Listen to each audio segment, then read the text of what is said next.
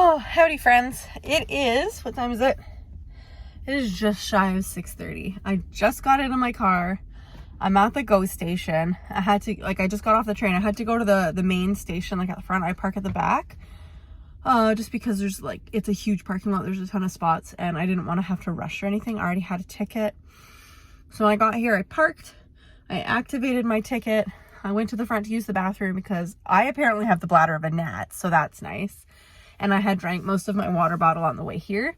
So I pedaled, I went to the platform, I waited for the train, I got on the train and it wasn't busy. So I had a whole section of seats to myself, just enjoy the train ride there, trying not to get car sick because obviously I wasn't driving the train or my car. And we were moving. So that was fun. And then I got to Union and I muddled my way through from the GO train platforms down through, it's changed so much since the last time I've been there. Holy Hannah. They've done so much construction. There's a freaking Sephora in there now. What? And restaurants? I don't even know. That's fine. I wandered out in the direction of what I thought was Front Street, which is where I need to go so that I know where I'm going. Because obviously you can exit in multiple spots, but because I'm a creature of habit. I know where I need to go, but only if I follow the path that I always take. So I asked this gentleman, I was like, excuse me, if I go through here, can I get to Front Street? And he was like, there's a sign right there that says Front Street. And I was like, apparently I'm blind. Thank you so much. Off I toddled and I hoofed it. So I stupidly thought my first appointment was at 3 and I needed to be there for 2:45. So I walked fast. I hoofed it from Union. It's 20 minutes if you really gun it. Up to the, I just completed all my rings. Look at me go. Yes. If you hoof it, it's 20 minutes from Union up to the hospital.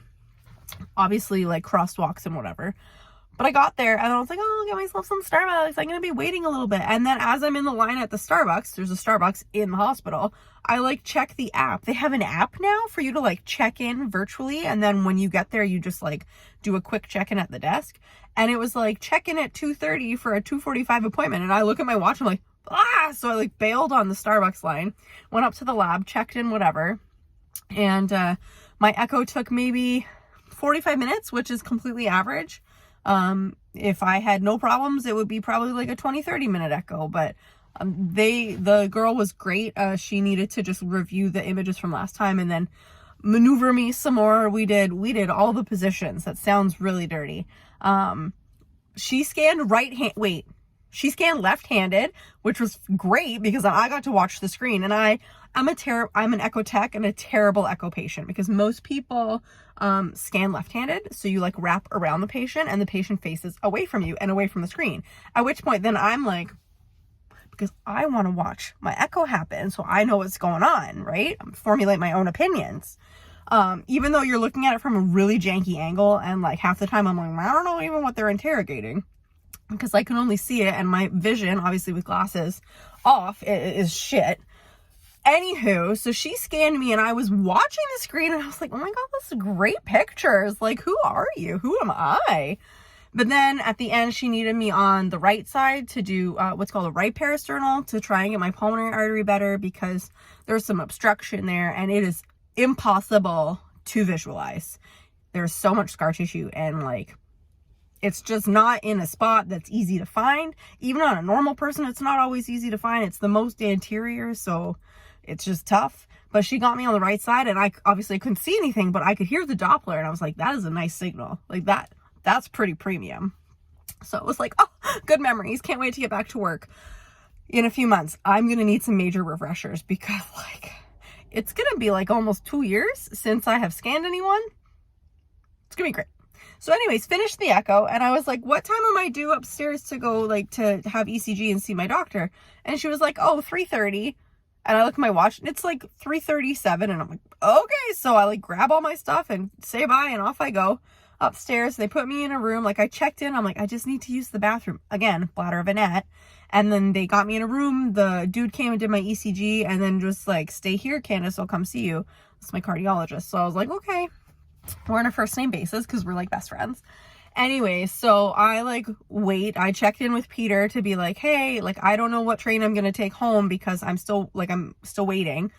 And I had to walk back to Union. Yes, I could have taken the subway from the hospital back to Union, but I wanted to walk because A, I never carry change on me for this type of situation, and B, it was a beautiful sunny day, and like the kids are fine. They're home with dad, whatever. I could just enjoy, even though I hoofed it, because I'll get to that.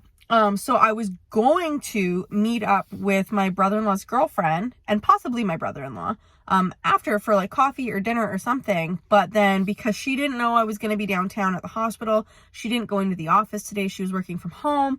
It would have taken her half an hour to get there. They wouldn't have gotten with me until like 5:30, and it was 4:36 and I was finishing my appointments. And I was like, let me just check the train schedule, because obviously once I get to this point here where I'm talking to you, it's still like another hour and 10, depending on traffic, hour and 20 minutes to get home if the traffic's bad. Maybe an hour if it's good, but I do probably have to stop for gas. So I might get home at this point. I might get home before the kids are asleep, but possibly not. But that's okay. I nursed Auggie before I left. I mean, I could probably do with some emptying, but it's fine. He'll wake up 1,000 times overnight, whatever. So yeah, I met up with my cardiologist. I did not meet up with my brother-in-law and his girlfriend. I said next time, because obviously there's going to be appointments to happen in the future. I go back every year to see, to have all this done. And like, we're waiting on a sedated MRI for Felix at Sick Kids in Toronto, which is right beside my hospital. My hospital, like I own it. I don't. But I did work there once. That was fun. And I'll probably be going back for other stuff too. So the lowdown on my appointments. My echo looks fantastic. Thank you for asking. No huge changes. Giving myself grace that I'm still carrying a lot of postpartum baby weight. Whatever. I'm still nursing. And despite what rumors would let you believe, you don't always lose the weight when you're nursing. Some people hold on to the weight. It's me. Hi, I am some people. So I've held on to 10 pounds from Casper because I was nursing him and got pregnant with Felix. And 10 pounds from Felix because I was nursing him when I got pregnant with Augustin. And 10 pounds from Augustin. So I have a solid 30 pounds on me that I've had accruing since 2016 when I got pregnant. And I've been pregnant or nursing since then. It is now 2023. That's 7 years. So that's fine. It's taken a long time to put it on, and it will probably take some time to let it all go once I'm done nursing. And I don't know when that's going to be. I'm hoping I make it to 2 years, which is January. And if he's still gunning after that, then, we'll cross that bridge when we get to the river. So she's not concerned about my weight, nor am I. We are a little bit about all of the arrhythmias and the occasional bouts of chest pain that I have. I can still do all of my ALLLs, activity of daily living. And usually as you guys all know, I do that while also carrying a 21-pound baby. I go for walks carrying a 21-pound baby strapped to my chest, etc. So there's not like a humongous concern, but because I find them very uncomfortable, we've decided to increase the dose on my cardiac medication. So we're just going to do a trial run. I'm going to try a few weeks at a pill and a half twice a day instead of one pill twice a day. So we'll go up to 37.5 milligrams BID. And if that does the trick, I'll try it for maybe 3 weeks. If that does the trick and kicks them, then cool. If it doesn't, she said I can go up to 50. So 2 pills twice a day, because it's still a pretty baby dose. There's some people who are on 100 milligrams twice a day. So half of that is nothing. And if it helps, if it alleviates the discomfort, then I may as well do it. So we'll try that.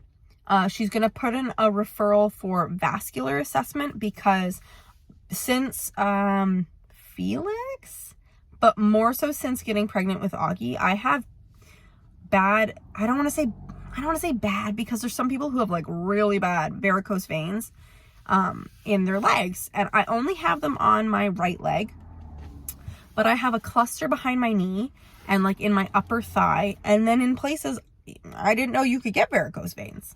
And sometimes, like during my like monthly cycle, they freaking hurt. Like it hurts. It is any other time I forget that they're there. They don't bother me at all. But like, holy crap, that one time of the month for like a solid couple days there, they freaking hurt. And I don't know why. And I asked her, I was like, this is the only thing I have a question about. It's like, why? And she was like, I don't pretend to be vascular. I don't have an answer for you. But they're obviously, like she said, like sometimes she sends referrals to the vascular people and they're like, well, the person's in end stage heart, whatever. So like hemodynamically, there's not enough pressure and like blood's pooling, blah, blah, blah. That's not the case here because my heart is fantastic. Aside from all of the, like the things, but like my heart functions really good. So they might be able to do something about it. It might just be well, like suck it up. I don't know, but I don't want to suck it up because like it hurts really bad. And like, obviously right now I'm off, but when I go back to work, like I don't want to be a week every month at work in that much pain. Like cramps are bad enough. I don't need my undercarriage hurting and my leg hurting that I want to elevate it and like whatever. That's that. So we'll wait for that referral. And then also no rush on it, but we'll touch base on it again next year when I go back for follow-up, that I am going to have at some point a coronary, what's it called? A coronary CT. So a CT scan of my coronary arteries.